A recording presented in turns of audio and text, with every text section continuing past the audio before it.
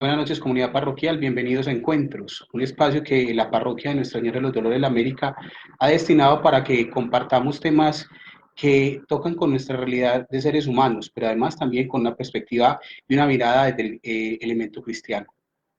Quiero hoy trabajar un tema bien interesante que yo pienso que va a tocar mucho de las fibras de nosotros como seres, pero también va a entender una realidad propia de nuestra cultura, de nuestro país y de nuestras vivencias. Vamos a hablar de la violencia como otra pandemia. Y quiero ambientar esto desde varias puntas, desde varias aristas, desde varias perspectivas. Como ustedes se han dado cuenta, hemos escuchado que en marco de este confinamiento físico, social o de lo que llamamos cuarentena, por los medios, ya sea impresos, ya sea televisivos o cualquiera de ellos, hemos encontrado que si bien la posibilidad de compartir en familia ha sido un elemento muy significativo, hoy también hay una marca indeleble de una realidad violenta al interior de nuestras casas. Es muy triste escuchar cuando uno se encuentra con esas realidades tan dolorosas que al interior de las casas golpearon a una mujer, que al interior de las casas han hecho maltrato infantil contra niños, que ha habido grandes circunstancias que hoy pidieron a gritos que en algunos momentos se diera la posibilidad de tener los espacios de conciliación familiar, comisarías de familia, que tuvieran la posibilidad de atender a las personas, porque desde ahí estábamos marcando nuevamente una de las realidades más duras de nuestra vivencia colombiana, que es la de la violencia. Es muy triste pensar en eso. Es muy doloroso entender que la forma como estamos dirimiendo conflictos y dificultades se marca desde ahí y que el espacio sagrado que debería ser la casa, la familia, se haya convertido hoy en otro elemento más que enrarece este momento tan complejo que vivimos como sociedad. Es muy triste saber eso. Niños maltratados, mujeres maltratadas, personas que de una u otra manera han vivido situaciones violentas. Eso marca y enrarece una realidad humana que nos llevará a vivir en una realidad fundamentada más bien en la fraternidad, en el momento especial y de solidaridad y de fraternidad que debería ser el espacio familiar. Vamos a hablar entonces de eso. Vamos a hacer una reflexión interesante y sentida pensando en que quien está escuchándome, quien luego podrá verme en otras plataformas, tendrá que entender que debe ser un factor favorecedor de ambientes que no generen violencia al interior de los hogares. Que entendamos que no es la forma como debemos solucionar las problemáticas y que mucho menos debemos permitir que eso se vuelva cultura, costumbre y posibilidad. Voy entonces a trabajar desde dos perspectivas que me parecen muy importantes. Primero, conocer un poquitico el concepto de violencia, algunas de sus expresiones y otros elementos. Y me voy a valer de un texto que hizo Conexión Humana, que es el grupo de psicólogos del Liceo Salazar y Herrera, para enviarles a las casas, de la cual yo hago parte, porque igual tengo una hija que está en el grado 11 y que desde ahí ha querido invitarnos a también convertir los espacios de casa en espacios más tranquilos para evitar este fenómeno llamado violencia. Y por último, haré un momento de oración, pequeño, pero sentido pensando e invitándonos a que también, unidos a Jesucristo, unidos al Señor, podamos entender que debemos desarraigar la violencia de nuestra sociedad y de nuestra cultura, que muy mal le está haciendo a ella misma. Quiero entonces también que este sea un momento para que cada uno nos revisemos cómo estamos trabajando en ese tema. Pero antes de pensar en el otro o en las realidades que enrarecen nuestras circunstancias, no lo pensemos solamente para este momento del COVID, sino que lo miremos con una mirada más amplia, más atemporal, para que desde ahí entendamos cómo estamos generando, estamos favoreciendo o estamos disminuyendo fenómenos violentos. Me van a escuchar también hablar un poco hoy de autores, de gente que le ha dado mirada al concepto de violencia. Quiero entonces valerme de Jean-Claude Chesney-Sainz, que dice que la violencia en sentido estricto es la violencia que se vuelve medible e incontestable y que él asume como violencia física. Él plantea eso, pero dice que está asociada a un ataque directo corporal contra las personas. Ella reviste un triple carácter: brutal, exterior y doloroso.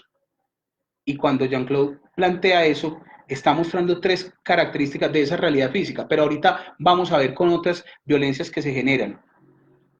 Lo que define un uso de material violento, de fuerza y rudeza, y cometida en detrimento de la realidad de alguien.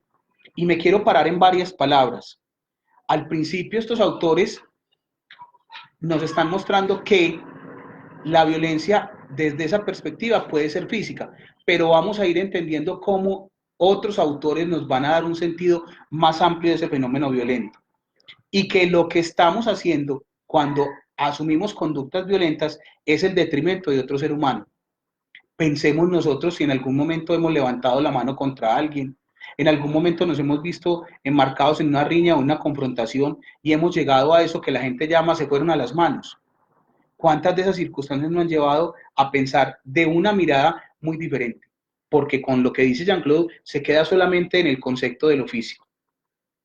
Llamaría Domenech, llamaría la violencia a un uso que plantea él de una fuerza abierta o escondida, con la que se obtiene desde un individuo grupo una posibilidad de constreñir la libertad del otro. Entonces miren que este ya no lo va dejando solamente en el concepto físico, sino que ya nos está haciendo una mirada de cómo estamos construyendo otro ser humano. Y pensémoslo al interior de nuestras casas, y pensémoslo al interior de nuestros hogares. Lo que ocurre cuando el adulto responde de una manera supremamente arbitraria y dura frente a la pregunta de un niño o de un adolescente. No todo se puede conciliar, quiero dejar muy claro, pero sí hay momentos en los cuales el respeto debe primar en esa respuesta humana que se plantea.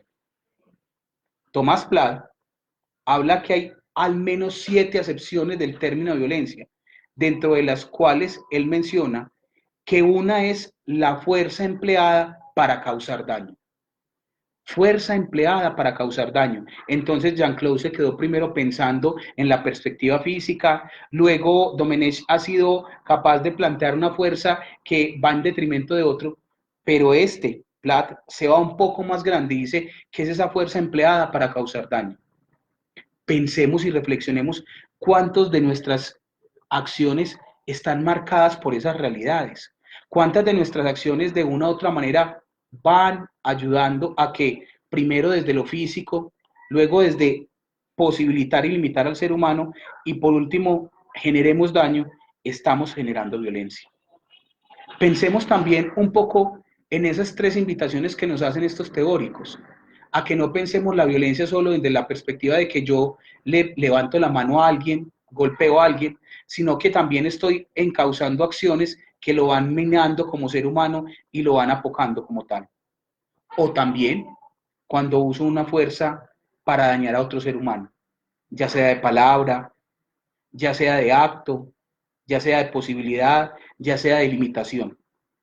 ¿Cuántos de nosotros hemos entonces favorecido una cultura violenta en nuestra sociedad? Pero quiero avanzar un poquito más e ir mostrando otras cosas que me parecen muy significativas y me parecen muy que le dan sentido a este fenómeno de la violencia. Y quiero tocarlas acá en esa perspectiva. Miren, otros elementos que aparecen de la violencia, tener una intencionalidad, pensar que con lo que vamos a hacer podemos lograr algo. Aquel que llega a su casa con tragos y violenta a su mujer para tener una vida sexual con ella. Tiene una intencionalidad de satisfacer sus necesidades, pero se olvida del respeto, de la valoración y el bien sentido que debe ser el otro. Su intención, si lo miramos, es el poder desfogar su vida y su placer, pero dañando a otro ser humano, como un medio para conseguir un fin.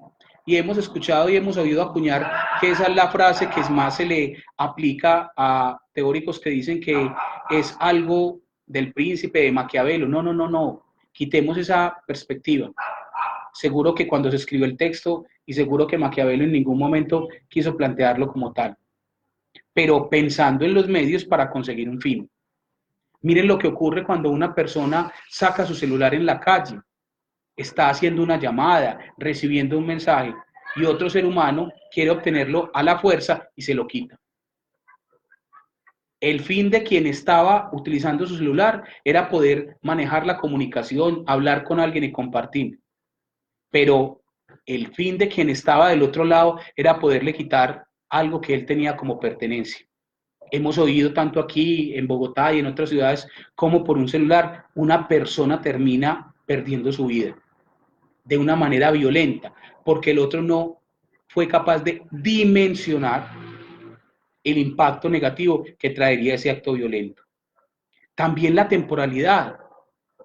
Es muy triste pensar que ayer se celebraba el Día de la Madre en nuestro país y se tocó que llegar a un elemento de toque de queda para evitar desmanes, porque es el fin de semana donde más riñas y más problemas personales interpersonales, se presentan en el año. Es increíble. Le estamos celebrando un espacio especial a nuestras madres, pero lo enrarecemos, lo destruimos y lo dañamos por un fenómeno de la temporalidad que el día, la fecha en especial, la volvemos bien negativa. Pero no vayamos lejos, lo que ocurre en la Feria de las Flores, lo que ocurre en el mes de diciembre, donde en vez de tener una capacidad de poder tener el sentido, por ejemplo, en la feria de nuestra antioqueñidad que tanto queremos, desbordamos fuertemente y marcadamente una actitud de soberbia y de fantochería antioqueña para dañar a otros y no pensar en diciembre donde debemos de vivir la concordia, la fraternidad y la cercanía destruyendo otros seres humanos.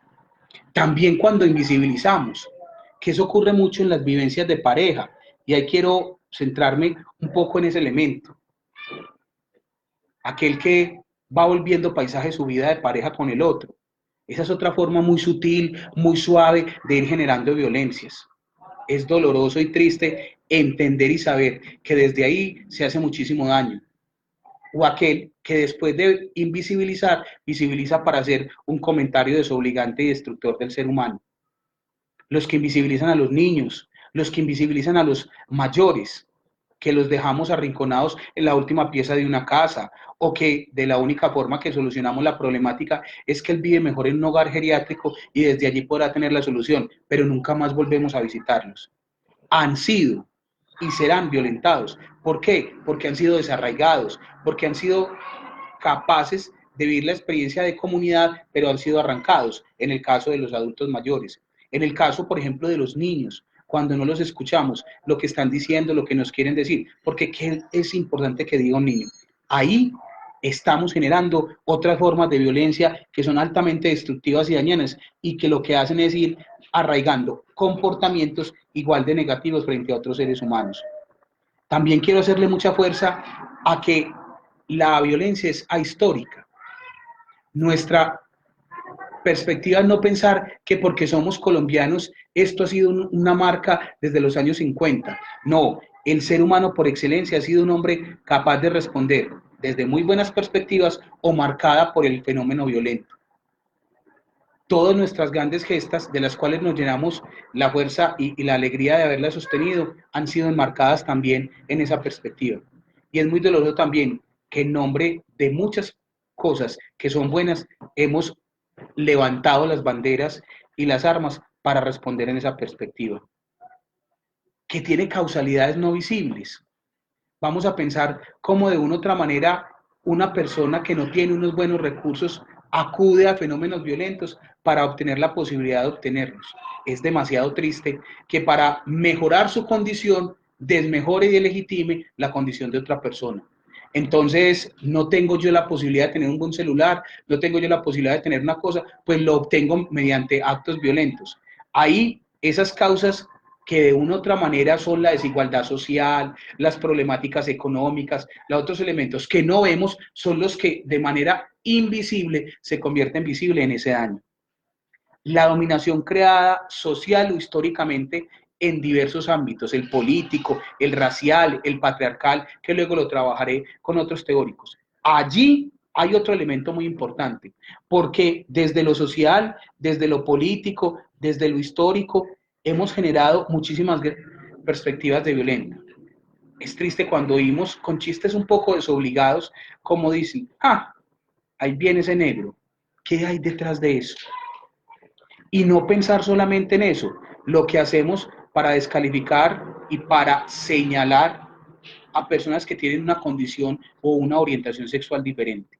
¿Cómo descalificamos a esos seres humanos? ¿Cómo les hacemos un seño totalmente diferente? Eso es profundamente violento. Cuando aquellas personas que tienen defectos físicos, que no son defectos teóricamente, sino circunstancias desde lo físico que no son más adecuadas, o que tienen condiciones de vida diferentes, o circunstancias especiales, porque son delgados, o porque son gordos, o porque no son tan bonitos como otros, hemos dedicado desde ahí a hacerlos sentir mal. Y no pensar solamente en eso, sino en la mirada tan destructiva y tan dañina que se genera a partir de las perspectivas donde los hombres son dominadores y algunas mujeres son dominadas. Eso es horriblemente dañino. ¿Por qué? Porque desde ahí hemos arraigado todo eso culturalmente. Y desde ahí hemos posibilitado que en el transcurrir de nuestra vida, como seres humanos, esas cosas se naturalicen. Y hay un elemento ahí muy clave que también le quiero dar fuerza, y es la naturalización de lo violento. Tenemos que ser violentos y creemos que con la violencia hemos de solucionar muchas cosas. Pues yo haría una reflexión. ¿A quién le gustaría que lo golpearan? ¿A quién le gustaría que lo hicieran sentir mal? ¿A quién le gustaría que lo ridiculizaran? Y eso se ha vuelto muy simpático y muy sentido. Hoy uno ve muchos memes, muchas figuras ahí que aparecen y emergen en toda esta virtualidad, pero se nos olvida que hay seres humanos. Es válido la risa, es válido, lo hablaba en otra de las charlas que hemos tenido, aprender a reírnos de nosotros y de las cosas, pero no ir a dañar y menospreciar y destruir a un ser humano. Y lo político, ni hablar. Nuestro país sí que ha vivido estas realidades. La violencia que hoy todavía campea en nuestra sociedad inició por las divergencias de partidos políticos, por dos colores, que si los pudiéramos nominar podríamos hablar muchísimo de ellos, pero desde ahí y aún todavía hoy se generan grandes conflictos al interior de nuestras casas porque tú eres de una facción o tú eres de otra. Qué triste que desde la perspectiva de tener una diferencia política nosotros generemos factores violentos y que los hemos ido trayendo históricamente, desde nuestras guerrillas, desde nuestros grupos insurgentes, desde nuestros grupos de violencia sociocultural que ocurren en eso, y que luego se han ido arraigando en las ciudades. El cuento famoso de las bandas criminales. Entonces, que quien no participa de una u otra forma, entonces está de un bando o está en contra de ese bando.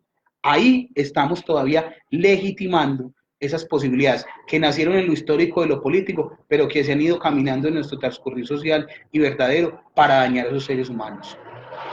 Miren todo lo que hemos podido entonces hoy ir descubriendo de la violencia. ¿Cómo hemos podido favorecer o desfavorecer ese tipo de cosas? Cuando en una casa, en un espacio familiar, nosotros respondemos de una manera desobligante y destructora frente a cualquier ser humano. Cuando de una u otra forma, aquel que piensa diferente lo hacemos sentir mal. Aquel que tiene una condición física, social, personal, sexual, también lo hacemos sentir mal. ¿Cuál debe ser entonces esa invitación?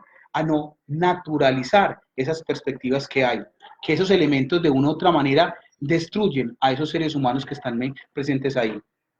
Y la violencia como una forma de relación social caracterizada por la negación del otro. Y esa sí que es bien significativa.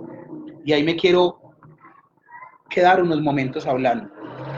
Es triste cuando escuchamos cómo nos referimos a personas en esas condiciones.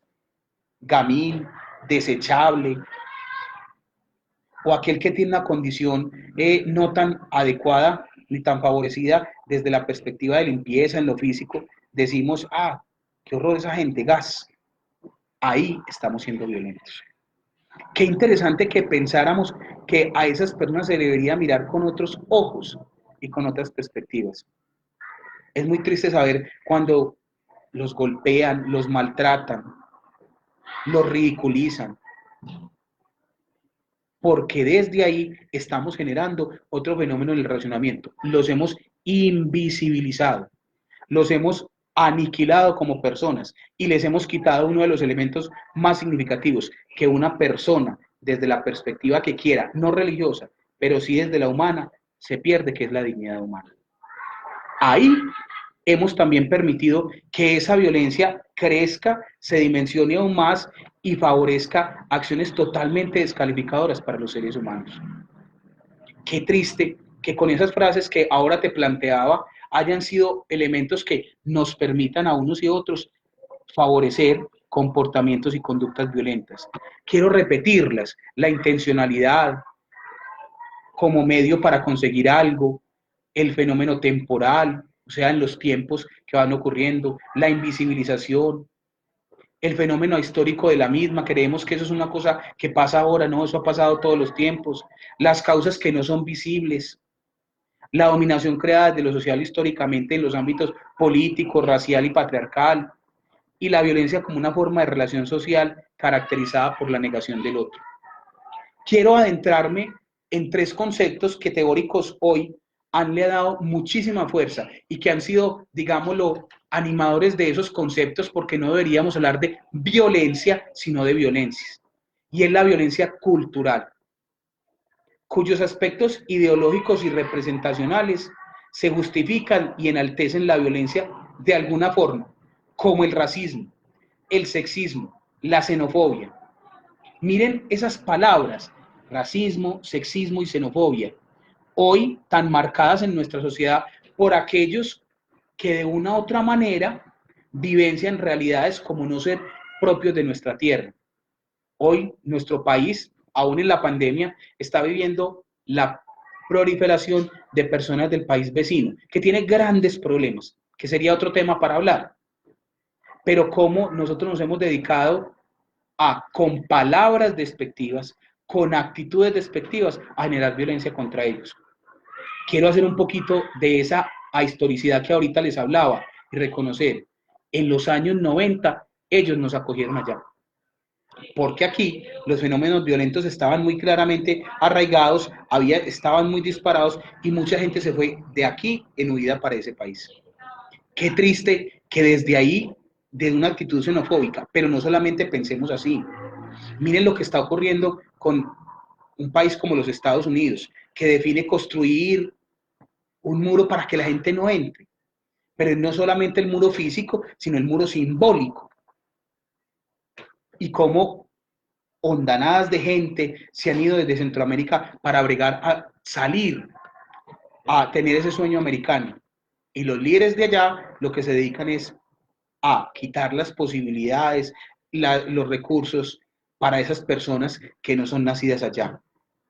Y qué ni hablar de Europa, por ejemplo, donde de una u otra forma se nos ataca a nosotros que somos latinos cuando vamos allá. Qué triste que desde esa perspectiva estemos trabajando. Y ni hablar del sexismo. Cómo nosotros creemos que la mujer debe ser mirada como un objeto y que debe ser tratada así. Pero también nos paramos desde la perspectiva de hombres a los cuales se nos permite todo porque creemos que eso nos marca. Ahorita hablaba del racismo, una cosa que fue una lucha de todos los países en muchísimos tiempos, que en nuestro país fue superada hace muchísimo tiempo, pero en países como Estados Unidos hoy todavía marca muchas de las realidades que se ven, y ni hablar de Colombia. Ahí hay una clara fuerza de lo que se plantea, y quiero seguir ahondando en ese elemento teórico que les estoy planteando. Miren, ahí hay otro elemento importante para trabajar. Eso convierte en una violencia estructural. Entonces, pasamos de un elemento cultural a hablar de otra violencia, que es la violencia estructural, como aquella forma de organización social en la que se desprotege a no poder desarrollar en su total y verdadero esplendor sus posibilidades. ¿Qué ni pensar de lo que ocurre, por ejemplo, con las personas que están en el campo? Entonces las ciudades son más favorecidas, tienen todas las ventajas, y desde aquí planteamos diferencias y creamos barreras para que allá se generen fenómenos violentos. Ahí estamos nosotros mostrando cómo esa desarticulación social hace que se generen más brechas. Pero que no pensar en los cinturones de miseria, que el Papa con tan gran fuerza le ha dado esa perspectiva a pensar que existen cinturones de miseria en nuestras casas. aquel hijo que tiene problemas, que tiene un genio difícil, que ha tenido problemas de consumo, ya sea de los legales o de los ilegales, y son mirados con otros ojos. Ellos pierden la posibilidad de sus derechos y la sociedad les va generando aparte. Si lo miramos desde una perspectiva humana y cristiana, Jesús cuando vino por el pobre, por el necesitado, por aquel que tenía dificultades. No vino por aquel que tenía mucha posibilidad, riqueza, holgura. Recordemos el pasaje cuando Lázaro es convocado por el rico y le dice, dile a él que si deja mojar la punta de su dedo para calmar mi sed en este lugar. Y también plantea, mira, dile a mis hermanos que cambien su estilo de vida. Y él responde con harta fuerza diciendo, ellos tienen tienen a Moisés, a los profetas y a todos que ya les han hablado. Pues a nosotros nos siguen hablando y seguimos favoreciendo esa imposibilidad de las personas que necesitan apoyo. El campesino, el desarraigado de la tierra, el desplazamiento interurbano porque de un barrio a otro lo hacen ir a otro lugar, porque lo amenazan bandas y otros actores armados. Ahí estamos hablando de una violencia estructural, que lo que va emergiendo es más factores de violencia, hierve de una manera diferente y posibilita más daño a nivel social. Entonces miren que hay un elemento claro, lo cultural y lo estructural, que de una u otra manera desde ahí estamos generando otro tipo de violencias. Pensemos otro más, avancemos un poco en esas violencias que estamos hablando. Hay otra que tiene que ver, y se plantea mucho, las circunstancias de la violencia simbólica, o sea, de lo que hemos marcado con los símbolos que si bien son un elemento favorecedor de nuestra cultura y nuestra comunicación, se van volviendo cotidianos en nuestra sociedad y se vuelven esquemas de percepción y valoración de un carácter de relación de dominación, donde la sumisión de aquel que está en un lugar genera frente al dominador. Impone un sometimiento naturalizado y presentido como inevitable, de unas propias situaciones. Ese del cual se plantea Pierre Bourdieu, que habla muy claramente sobre eso. Cómo desde la violencia simbólica hemos favorecido muchísimas cosas en nuestra sociedad. Cómo desde ahí hemos significado mucho de la forma de relacionamiento entre seres humanos. Qué triste que desde ahí propongamos y movilicemos cosas en nuestra sociedad. Cómo nos hemos dedicado a señalar, a rotular seres humanos, porque se visten de una forma, porque actúan de otra, porque se mueven de una forma, porque hablan de una forma. Esa violencia simbólica es claramente definida. Pretender que las mujeres hoy sean factores de gran violencia y que se haya tenido que tipificar un delito que se llama homicidio, que es el daño sobre un ser humano, y lo hayan tenido que poner con feminicidio para que pudiéramos entender que eso era diferente. O sea, hasta en eso hemos tenido que llegar para entender las perspectivas. Qué triste, quiero repetirlo, cómo hemos sido desde el simbolismo capaz de marcar muchísimas cosas. Símbolos que generan discriminación, espacios a los cuales hemos vedado la presencia de seres humanos como otras formas de violencia, y circunstancias en las cuales hemos rotulado seres humanos para que desde esa carga sigan viviendo circunstancias profundamente dolorosas y que desde ahí vivan marcas indelebles que no se pueden borrar. Y otro elemento que quiero trabajar es una violencia moral que de una u otra manera no tiene que ver solamente con el concepto teórico, sino que es una violencia cotidiana que se mantiene en un sometimiento de la mujer con esa dominación patriarcal que ahorita hablaba por medio de dependencia económica en el hogar, cuando nos ganamos más plata, cuando creemos que las posiciones sociales entre hombres y mujeres son más favorables para unos que para otros, y la asignación de papeles y roles en la afirmación de características emocionales e irracionales que Rita Laura Segato ha hecho muy claramente definidas. Cómo desde ahí hemos favorecido elementos violentos. Es triste cuando esto no se puede decir porque es que es el que trae la plata a la casa. Es que en vivencias de conversaciones que tienen psicólogos, profesionales de la salud, trabajadores sociales, es que yo me quedo en esa relación porque entonces, ¿quién me mantiene? Qué triste es que tu dignidad termine siendo manejada por un dinero, por una posición personal. Entonces, miren que ahí esos elementos que están hablando de lo cultural, de lo estructural, de esa violencia moral, nos van mostrando que el matiz de la violencia no es solamente aquello con que yo empecé hablando, de algo físico, del golpe, que queda pues la seña y todo eso, pero miren otras cosas que van minando más las perspectivas humanas. Ahí, claramente definido, tenemos esa posibilidad de vivir elementos violentos que nos van destruyendo como seres humanos. Quiero bajar porque la otra vez me hizo una invitación una de las personas que me vio que hiciera una mirada grande del chat para que no me olvidara de aquellos que nos hacen preguntas. Y agradezco mucho a esa persona que me hace ese recorderis para tener en cuenta eso. Entonces, ¿qué hacer? Quedarnos así y entender que existen muchos estudios sociales, culturales, que justifican las formas de violencia. Yo me quiero valer, como les dije ahorita, de un segundo elemento para, como complemento de esta charla, entender cómo podemos vivir en casa, en esta vivencia del COVID y de lo que ha generado la pandemia, elementos bien significativos. Y quiero darle todo el crédito a Conexión Humana de la institución educativa Liceo Salario Herrera, que se valió de una estrategia para que los padres de familia, que somos parte de ella, recibiéramos un poquitico de cosas para trabajar y de mejorar ese ambiente en casa.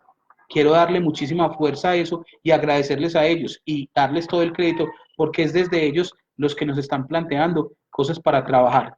Entonces, me voy a valer de todo lo que ellos plantean. Hice acuerdos dentro del hogar. ¿Y qué es un acuerdo? Y ellos lo definen con una gran fuerza. Es un compromiso que se establece entre todos los miembros de la familia para escuchar y reconocer como válidos los sentimientos y necesidades del otro. Mire lo significativo de eso, los sentimientos y necesidades del otro. Pero es un acuerdo para que todos validemos el sentir, todos validemos lo que el otro dice, lo que el otro plantea, desde el más pequeño hasta el más grande, porque todos sentimos. Ese acuerdo nos está planteando la posibilidad de generar un compromiso real, no un compromiso de palabra, ni los compromisos que a veces se firman y se van olvidando en el tiempo.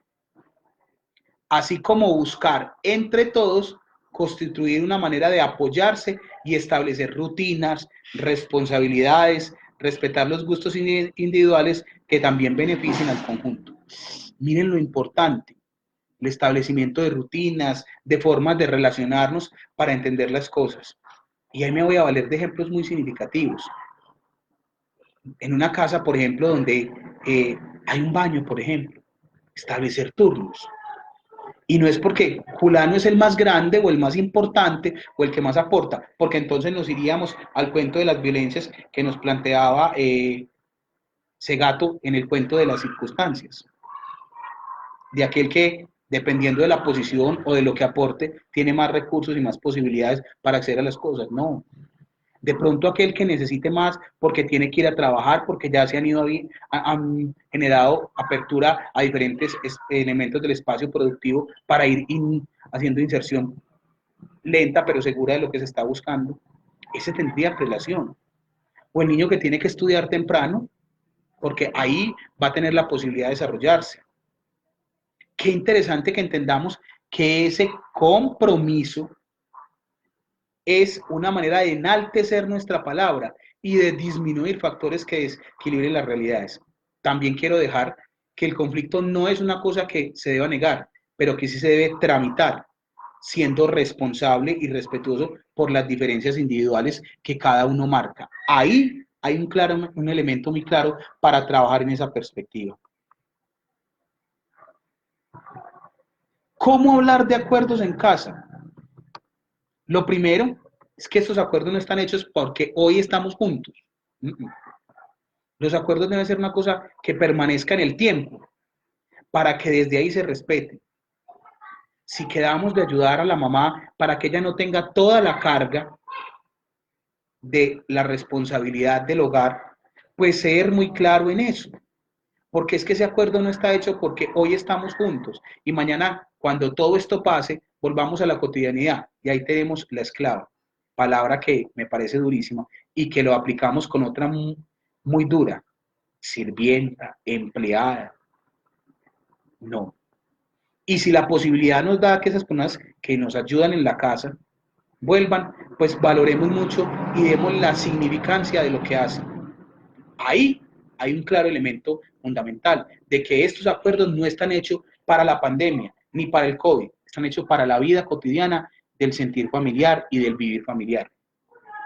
Ayudar en la perspectiva que cada uno le toque, si tiene trabajo, si está estudiando, en la convivencia cotidiana, en el respeto y el enaltecimiento de los valores de la familia, donde la honestidad, el respeto, la responsabilidad, el buen trato, las buenas formas son las que imperen. Puede ser que yo no esté de acuerdo contigo, pero sí respetuosamente te puedo decir en qué no estoy de acuerdo.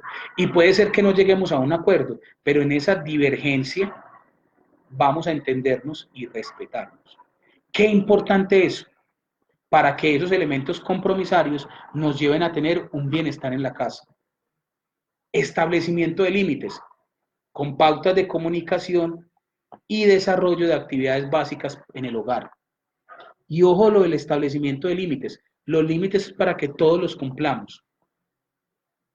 Es muy gracioso como se ve en las circunstancias de calle que nos preocupa mucho y creemos que es responsabilidad del primer mandatario de nuestro país que aquí no se disparen en la cantidad de contagiados. No, él está generando medidas, pero el responsable verdadero de tu salud eres tú. Si tú no sales de tapabocas, si violentas el pico y cédula, si no te parece importante establecer esos límites que debes cumplir, pues ahí hay claro problema. Respetar los espacios del otro, darle la tranquilidad que el otro pueda tener un momento de desconexión y conexión, porque está cansado, porque está aburrido, entender que el otro puede cambiar de genio, que uno no amanece del mismo genio y termina del mismo genio. Puede ser que las cargas emocionales del día lo hayan llevado a pensar diferente y en otra mirada. Brindar a los niños y niñas las responsabilidades relacionadas con su quehacer doméstico y académico en la real y posible dimensión. No vamos a poner a un niño pequeño a hacer el almuerzo completo entre ensalada, proteína, otros elementos, porque es el capaz. No, no, no. Pero es interesante que nos ayude a llevar los platos de la mesa del comedor a la cocina, que recoja sus desórdenes. Si juega con y tiene juguetes, pues que los guarde. Que el adolescente atienda su cama. Que tenga en orden su ropa y la lleve al lugar donde está destinado en la casa para tenerla cercana a la lavadora o a quien le toque hacer esos menesteres en la casa. Que el adulto no piense que porque es adulto, el otro le tiene que servir. No.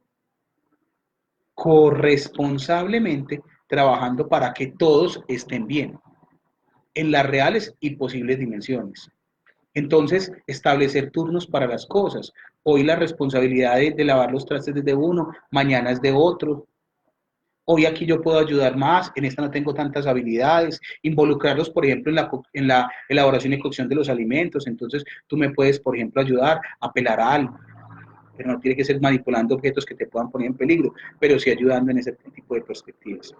Ahí hay un claro elemento para mejorar esa violencia que se puede generar. Trabajar en la cooperación como estrategia para suplir necesidades. Quién organiza la casa, quién recoge las cosas, quién realiza las compras, cómo estamos en ese elemento de eso, cómo estamos en el cuidado personal, cómo entendemos que cada uno tiene que fortalecerse en ese nivel y fortalecer las relaciones y el apoyo entre cada uno de los miembros de la familia, porque realmente eso es lo que más importante en tu vida tienes. Todos tenemos formas de ver el mundo. Así veamos un objeto, voy a citar este celular, podremos pensar en mi celular, en el celular, pero todos tendremos una mirada diferente de las cosas. Ahí tenemos que pararnos y entender que no todo el mundo ve las cosas de la misma manera, pero sí implica entendernos y posibilitar esos encuentros reales entre todos. No es más el que más sabe, ni menos el que menos sabe. Todos podemos saber en reales dimensiones. Como tomaba el ejemplo del celular, el otro no sabrá el cuidado que tenga eso porque es un niño pequeño, entonces si lo deja caer se puede dañar. Entonces hay que enseñarle que hay objetos que son de mayor cuidado y menor cuidado, que pueden poner en peligro nuestras realidades. Eso es importante, porque ahí estamos pensando en la manera cooperativa de cuidar un bien de todos, que si bien es personal, le puede servir a todos. Eso es bien clave en ese proceso. Otro elemento que quiero plantear es lo que tiene que ver con cosas y consideraciones importantes donde el establecimiento de esos acuerdos se haga de manera consensuada, o sea, se permitan participar a todos y no se impongan de manera autoritaria e impositiva, porque es que ahí no estamos logrando que todos se comprometan con lo que estamos haciendo. Cuando las cosas llegan impuestas y obligadas, la perspectiva del apoyo y del compromiso es menor. Y hay posibilidad que en la desaveniencia, quien tenga funciones de poder, y acuerden lo que ahorita decía de la violencia manejada desde el poder, posibilita acciones. Es claro que no todo hay que explicarlo. Pues si un niño va a meter un gancho de ropa, de ese que es de nodriza, o sea, el que le pegamos a la ropa, en un toma, pues uno inmediatamente tiene que responder.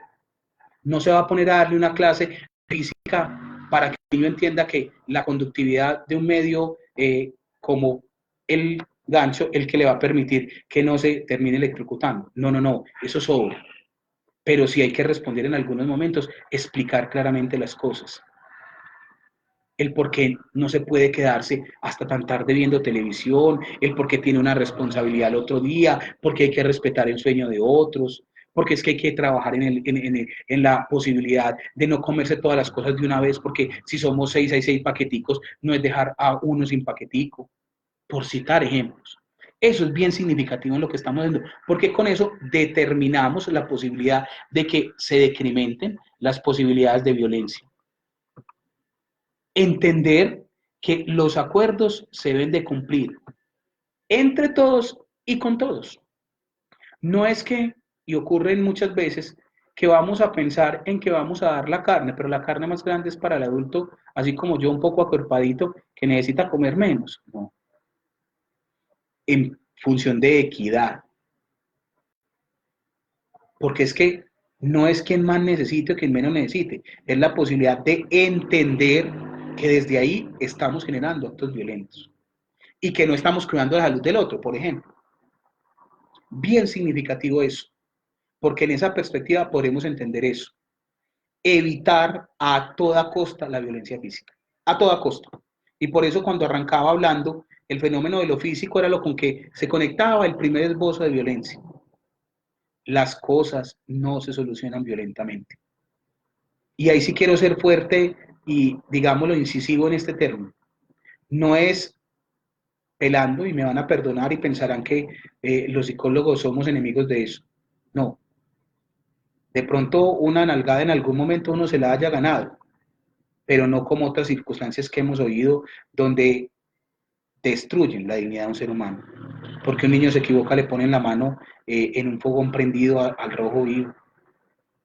Le dan unas nalgadas horriblemente, pero no unas las nalgadas correspondientes a lo que debería ser, sino que dañan, aporrean y muchas veces dañan órganos internos. Un maltrato constante psicológico para menoscabar la integridad de un ser humano. Eso es profundamente violento. No a la violencia física, pero tampoco a la violencia psicológica, a la violencia sexual, al irrespeto por el otro, a las maneras donde la dominación está desde quien es más grande, más poderoso y con más posibilidades. Eso se debe desarraigar. Intentar entender que el conflicto hace parte de nuestra vida cotidiana, pero que hay formas y estrategias para tramitarlo. El diálogo, el aislamiento en algún momento, en los acuerdos básicos a los que se pueden llegar, porque muchas veces no podemos llevar, tener la figura de un amigable componedor, que puede ser el papá entre dos hermanos, para evitar que se vayan a las manos. Eso es bien importante. Y por último, quiero dejar muy claro que cuando nosotros creamos que siendo seres humanos más racionales, no porque no lo seamos, sino porque a veces dejamos habitar la irracionalidad, entenderemos que desde ahí vamos a desarraigar un elemento que ha sido muy grande en nuestra sociedad y que hace parte de nuestro repertorio humano, que es la violencia. Miren, si delimitáramos esos comportamientos, si intentáramos hacer esto de una manera diferente, podríamos tener una mejor sociedad. Creo que el COVID va a tener de seguro muchas posibilidades para tener una mirada en la perspectiva de una vacuna. Pero yo sí creo que la violencia tiene un grave problema y pienso que no va a ser fácilmente encontrarle una vacuna. Los invito entonces, como humanos, como creyentes, como personas, a evitar comportamientos que nos destruyan y que nos dañen como la violencia. Y quiero cerrar con esto. Una oración que alguna vez me regalaron en alguna de las actividades en que he participado. Y quiero leerla lenta pidiendo porque esa pandemia llamada violencia se erradique en nuestra sociedad. A esa la hemos dejado vivir tanto tiempo, la hemos naturalizado y ha sido el factor de desestabilización y generador de muchísimas más muertes que el mismo COVID. Nuestra mirada a la Sagrada Familia se deja traer también por la sencillez de la vida que ella llevaba en Nazaret. Es un ejemplo que hace mucho bien a nuestras familias. Les ayuda a convertirse cada vez más en una comunidad de amor y de reconciliación, donde se experimenta la ternura, la ayuda mutua y el perdón recíproco. Recordemos las 3 palabras claves para vivir en paz y alegría en la familia: permiso, gracias, perdón. Y quiero repetirles: permiso, gracias, perdón. Cuando en una familia no se es entrometido y no se pide permiso, cuando en una familia se es egoísta y no se aprende a decir gracias, y cuando en una familia no se da cuenta que se hizo algo malo y no se sabe pedir perdón, en esa familia no habrá paz ni alegría. Pero si se aprende a decir permiso, gracias y perdón, habrá concordia, habrá alegría, habrá paz. Muchas gracias a todos y los invito a que nosotros tenemos el antídoto para la violencia y es la reconciliación, una mirada humana defendiendo la dignidad del otro para ver si algún día esa pandemia desaparece en nuestra sociedad. Una feliz noche para todos y ojalá mis palabras no hayan sido simplemente un discurso, sino una forma de tocar corazones para erradicar la otra pandemia que se llama violencia. Feliz noche para todos.